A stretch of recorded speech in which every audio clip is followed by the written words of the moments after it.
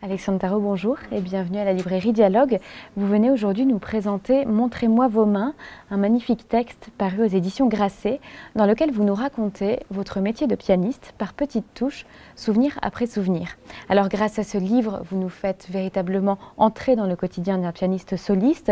Vous partagez avec nous vos doutes, vos convictions profondes, vos habitudes, plusieurs anecdotes et histoires sur le monde de la musique, mais vous mettez aussi des mots sur ce que c'est que jouer et interpréter, sur le rapport que vous entretenez avec la scène, avec le public et avec les compositeurs. Alors avant tout, comment est-ce qu'on passe de la musique aux mots? Comment est-ce qu'on parvient à trouver les mots, à mettre des mots sur ce qui se vit grâce à la musique et par la musique?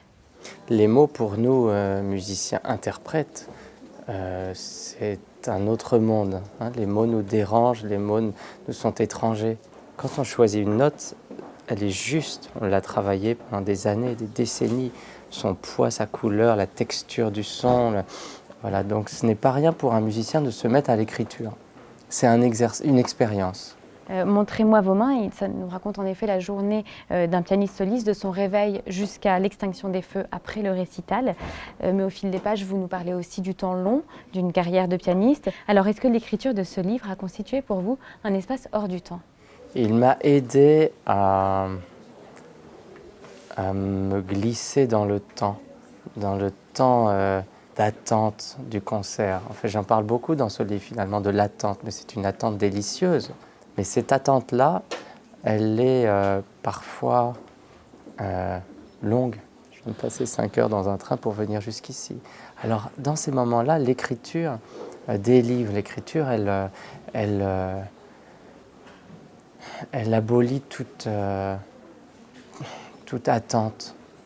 5 heures, vous écrivez, les 5 heures passent comme 5 minutes.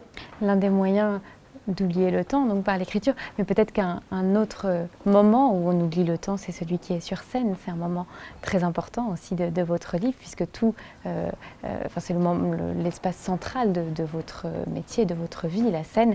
Alors, ce temps sur scène est-il un espace de liberté pour le pianiste? On a l'impression que c'est la vie, mais puissance 1000. On se sent vraiment bien sur une scène. Alors le trac peut venir, mais quand on a l'expérience de la scène, on n'a plus forcément on a le trac, mieux vaut l'avoir, mais un tout petit peu. Mais c'est pas une peur qui nous empêche de jouer. Pourtant, la vie de tous les jours, elle est là, à quelques mètres. Quand on est au centre de la scène, les coulisses, ils sont à 5, 10 mètres maximum. C'est une frontière invisible. Mais quand je la passe, cette frontière, après les coulisses, là, je ne suis pas très heureux, au fond. Mais sur scène, je suis heureux. Même si ce n'est pas facile tous les jours, mais sur scène, je suis heureux. Et tous les artistes vous diront la même chose. Vous dédiez aussi votre livre à ceux qui se nourrissent de silence.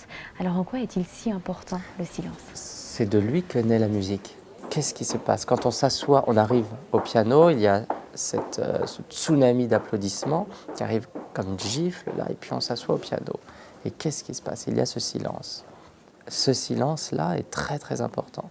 Et c'est avec ce silence c'est sur ce silence qu'on va construire le concert.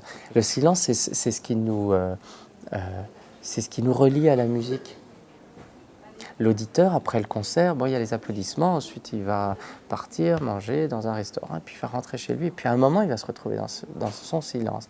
Et ce silence-là, c'est dans ce silence-là que va revenir le concert. C'est dans ce silence-là que le concert va s'imprimer en elle.